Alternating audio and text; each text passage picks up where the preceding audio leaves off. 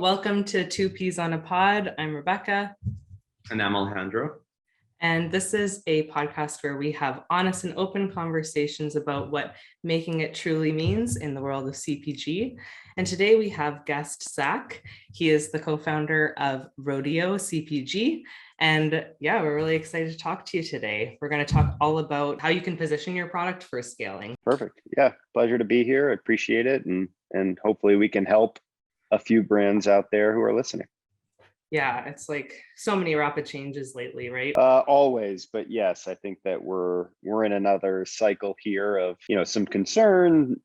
People are saying the R word a little bit, and unsure of whether we're headed in that direction. And I think everybody gets a little unsettled when there is so much uncertainty. So that is certainly where we find ourselves. Yeah, like you said, the R word, the unspoken word, like we can say the word yet, but it definitely, there is a bit of a tense environment going around, and just soon after the pandemic we're kind of facing this now. And do you think that this might be a result from the pandemic, or do you think it's completely separate? What are your perspectives on that? I don't know how much, obviously not an economist, but how much it's directly correlated, especially since some of the underlying indicators like jobs and wages and all of those still seem fairly strong.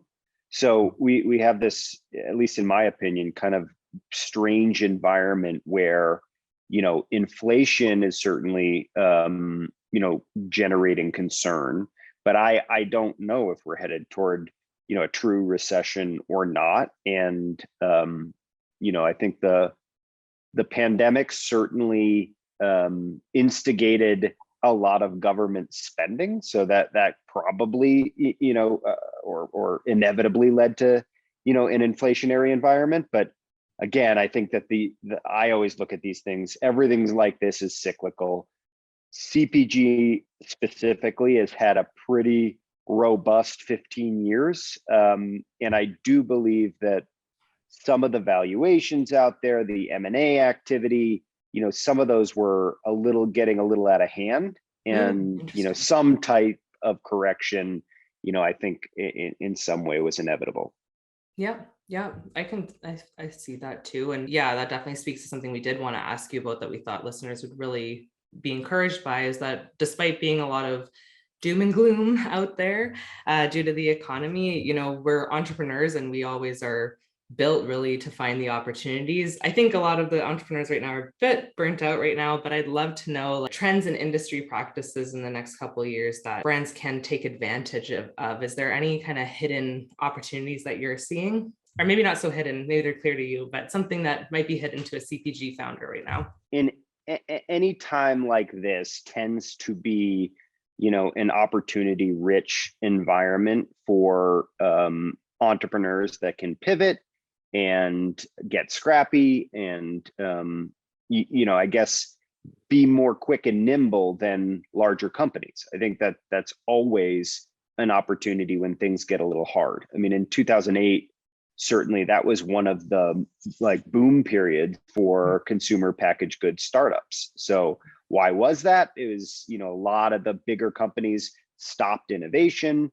They were buttoning that, getting really tight on marketing spend. They were retracting. And if you weren't burdened by that, huge amount of overhead and all of that, infrastructure, then you could move really quickly and grow and take advantage of niche clients and all of that. So I think that this time is no exception to that. I think then from a practical standpoint, when you are faced with, a tighter investment environment, then sometimes it forces you to make, hard decisions around, personnel and opportunity and things like that, where maybe it's beneficial for your brand to get a little tighter and a little scrappier, so that you can grow, more I guess intelligently down the line. So those are a couple things. I don't think there's any secret out there that you could take advantage of, but I do think that being pragmatic and nimble certainly serve smaller brands in this time. Yeah, I love that perspective, because I think that if you're a small brand listening, you're thinking right now it could be very easy to think, oh, the bigger companies are going to dominate me because they have the cash flow, just because of that alone, just because they are comfortable.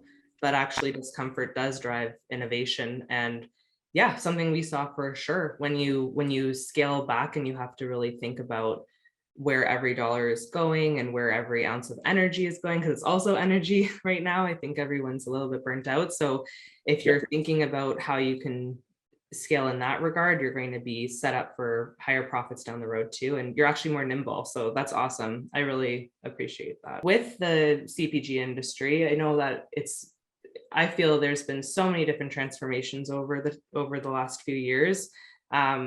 Aside from like all of the economic stuff, just even in terms of trends, like we're certainly seeing a higher demand for vegan products or even healthy snacks, and at a premium price, right? Oat milks rather than regular milk.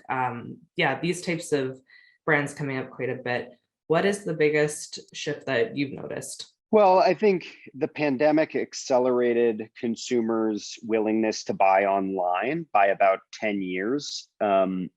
That being said, I think that a lot of brands and investors saw that as a means of almost, making consumer brands like act like technology companies. And at the end of the day, they're not.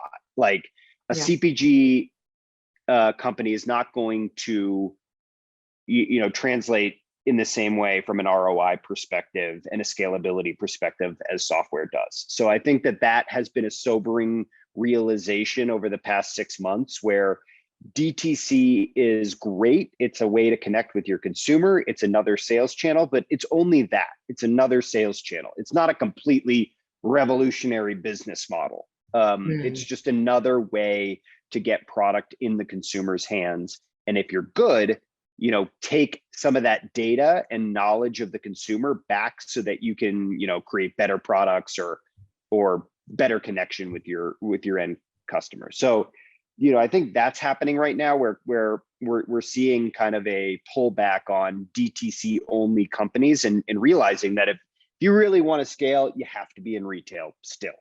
I agree. I find that I almost think of it even as a way to market your product. Like I'm making my decisions of what I'm putting in my mouth in my weekly shopping routine.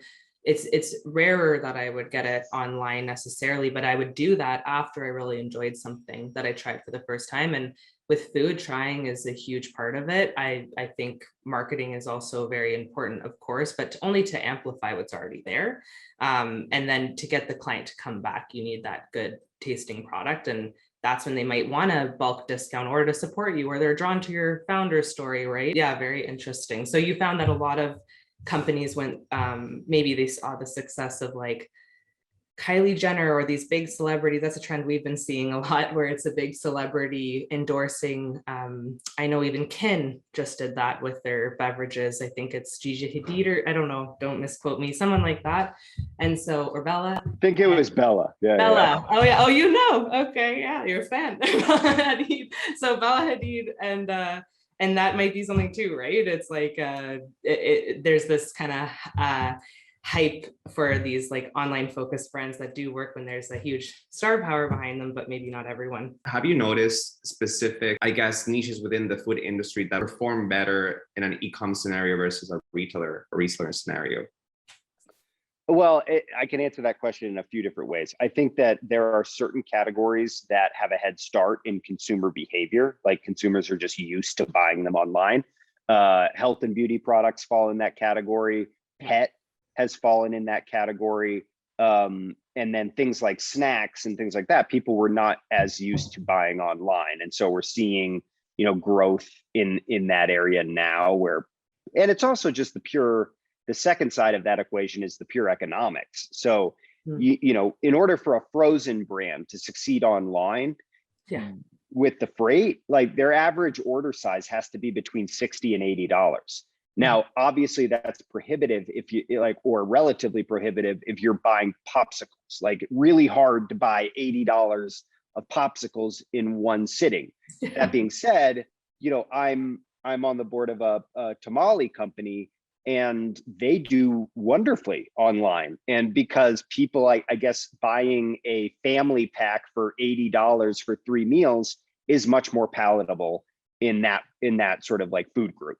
So I think that it's a question of pure economics, and then it's a question of consumer behavior and what people have historically, felt comfortable buying online. It is true that the tamales, like I'm Latino, and we have like bigger households, and we tend to like to have our niche foods and ready to go kind of thing. So that makes a lot of sense. Very interesting.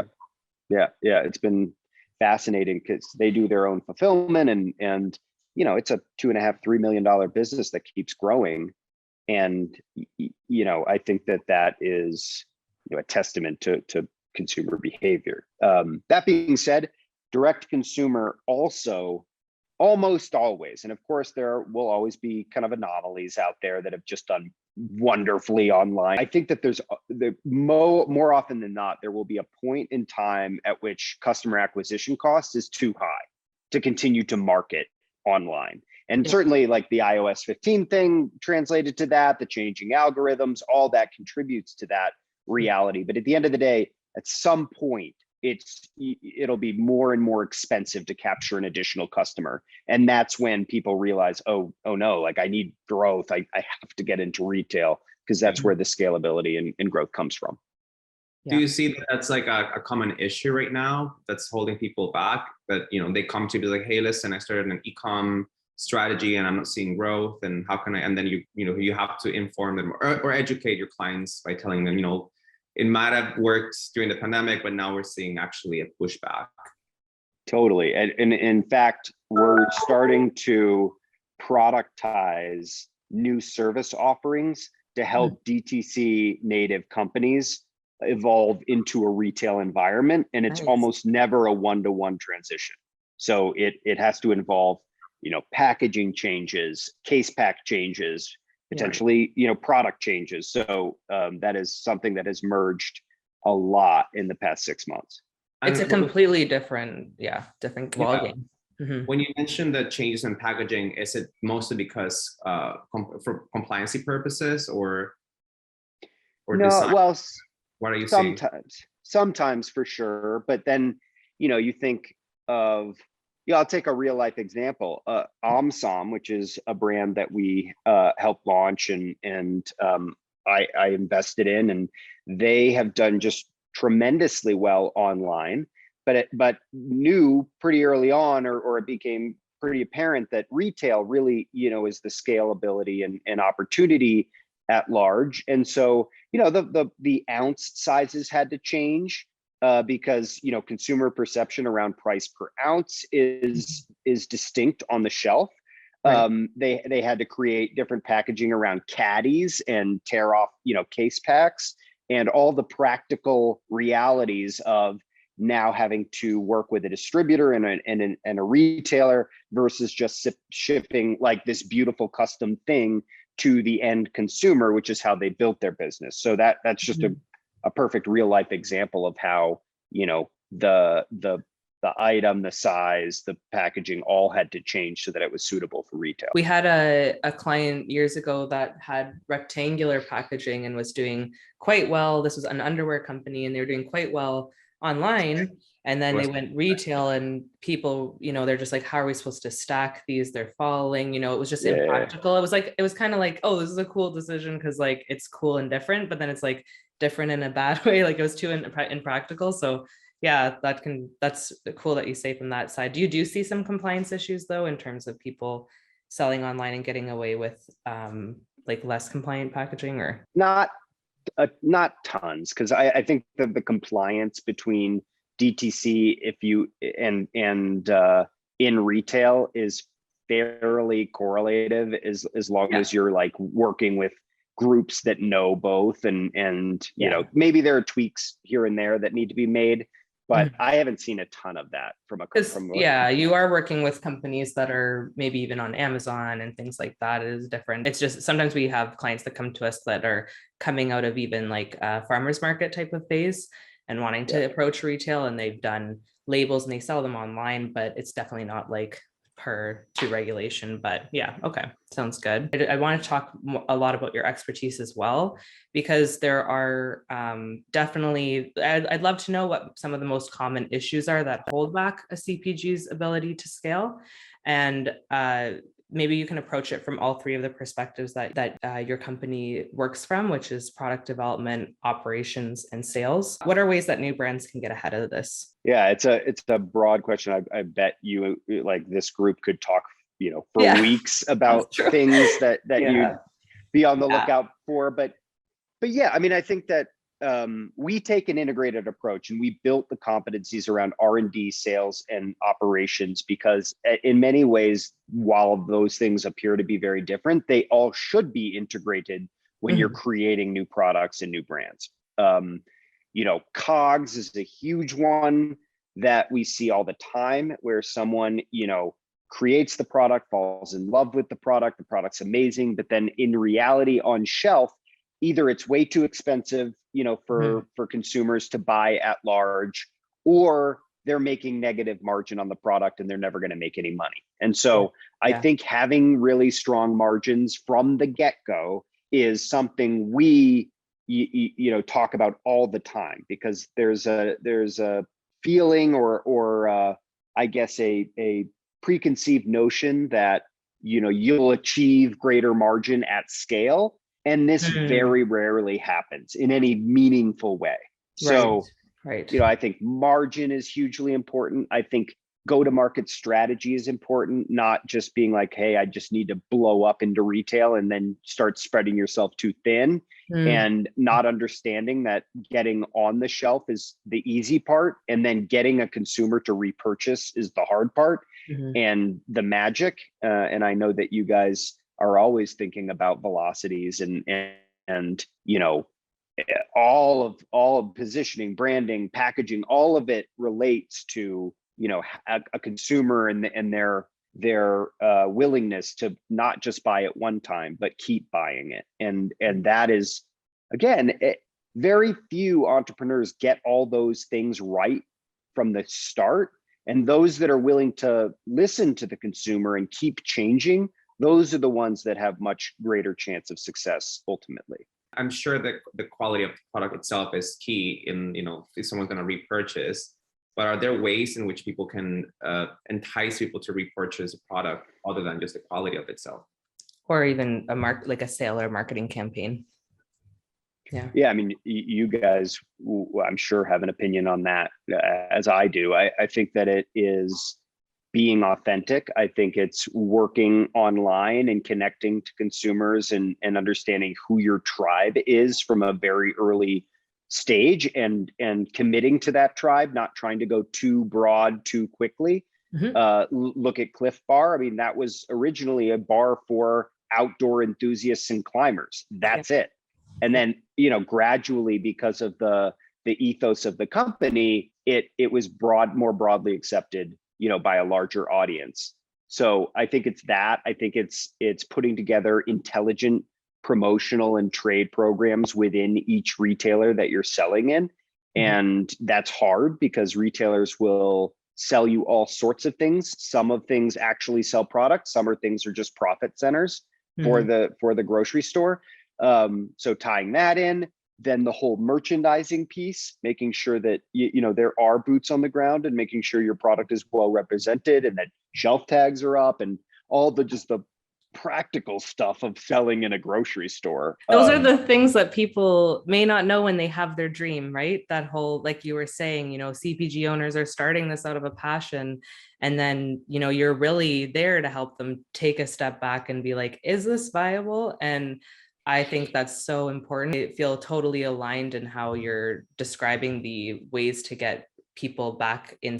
Like, I think we definitely are very aware of we want to make sure that they have that tribe online. We definitely agree with hyper niche. It's definitely something where everyone wants to market to everyone, but if you're starting out, don't bite off more than you can chew, and just really learn that one target market's needs. And we actually like to use the example of Crocs too. Like I love Cliff Bar example. That's perfect. But Crocs, same thing, right? Where they started with that one, in their case, it's like the one SKU in a few different colors, and then they just blew up. And then now they start more and more adding more and more footwear to their, like more and more styles to their line after they've kind of got that market share and captured that market share. That makes a lot of sense. But in terms of the side of, hey, when you get a retailer, these are all the ways that you're going to have to keep that relationship in place. That is something too. Do you find that people try to get into too many retailers too quickly? Yeah, and you know, I can say all these things and it's easy to say. It's really Sure. hard to like put all these practical realities into play when it is your baby or whatever, like your business, your passion. It becomes, you know, much more difficult. So you know, it's not easy, but it is really important for you to distance yourself in that way. And again, I even have written an article about like, don't ever call your company your baby. It's not. Like, it's not a part of your family. It's an asset that you are a steward of, and you are responsible of growing responsibly, but it is not like connecting yourself so intrinsically to a brand is just recipe for, you know, at least I think, inhibiting its necessary evolution and growth. So that's important. I lost your question though before I went off I on that think tangent. I don't know, but I think I love that you said that, because that's a really interesting perspective. And how do you kind of, so, because, you know, now I feel like there's this whole side of personal branding too, where the founder gets this kind of status, and that Mhm. also is helping them, of course, from like an investor perspective, but it's also part of the storytelling behind the brand. And the consumers may rally behind a brand where they know they feel a more emotional connection to the person who is creating it. And the celebrity thing too, we're talking about as well. It's another kind of piece. So I guess these can still separate, you know, the investment side of the business, but it almost is becoming part of your persona, right? And connected to you. Do you see that a lot? Yeah, of course. And I think that you have to strike a balance there. Like, Mhm. I think that people always like to relate to people, not brands necessarily. So that piece of authenticity is really important. But if you do your job, you work that like how important the person is to the brand out of it. So think Mhm. of some brands like Justin's Nut Butter. Like, Justin started very much with Justin Gold, and he was out there all the time, and you know, he was a really strong sort of personality that people could connect to. At some point though, Justin's became a brand that went beyond an individual. Mhm. Likewise with Primal Kitchen and Mark Sisson, who ran, you know, his blog first, and it was really all about Mark. And then Primal Kitchen became, you know, a brand in and of itself and stands on its own. So, and the celebrity thing is interesting. We've seen a lot of celebrity driven brands. We've worked with a lot of celebrity driven brands. Mhm. It can be completely meaningless, or it can be really intrinsic to the brand. And it all relates to how like authentically involved that personality is. So if you look at a brand like uh, Jen Garner and Once Upon a Farm, she's super involved in that brand. Like, she's Mhm. going out, she has children, she has a farm, she is really in that company. And that is you know, a recipe where your celebrity in like your like leverageability and audience, you can effectively leverage that audience. If it's inauthentic, it doesn't. And I like an example that comes to mind is, you know, Beyonce invested in watermelon water, but it was just an investment and it didn't do anything. Like, even though Beyonce has millions of Instagram follow, and like it didn't matter, because it Right. wasn't like she wasn't, it wasn't her company. It It felt like was an a, you ad. know, yeah, it was an ad. And Yeah. it's not a detriment to Beyonce or No, anything. It's just no. that you've got to do the actual work in order to really leverage a celebrity personality. Right, Right. right. Yeah, I think we got a lot of great insight in this conversation. Is there anything else that you wanted to leave the listeners out there with? Any pieces of advice or thoughts on Uh, that? I would just say that, you know, in in these environments, investors start to put a lot of pressure on brands.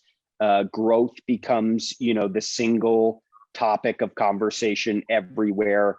I would say that just be cautious about growth. As a quick plug, Rodeo's created a piece of software called Pitchable that helps brands connect with independent retailers throughout the country at just $9 a qualified lead. So in that way, like the industry is changing. So looking for new tools and pieces of technology that will allow you to be more efficient in your sales efforts, I think is really important, in an environment like this. So, but I'm always available if anyone has an issue or tell them where to find you. Tell them where to find you. Email is just Zachary, Zachary at rodeocpg.com. So, or, on the website, you can fill out a form and contact us that way, but we're very accessible and happy to help in any way that we can. We actually found you through the Jumpstart program because there were a few entrepreneurs you helped that we were connected with. And that's another great resource, especially if you're in the early phases, because I know that, you guys do have a certain qualification for the clients you take on. So the Jumpstart is such a great option too, for people to get a sense of what they need to do if they're in just the beginning phases. Is that right? Did I pitch it right? Yeah. Okay. You're hired. Yeah. Awesome. Okay. That's sweet. Well, thank you so much for spending time with us today. This was awesome. And we hope everyone got something out of this. This was great. Cool. I appreciate the time and good to meet you, Alejandro. And hopefully we'll chat again soon.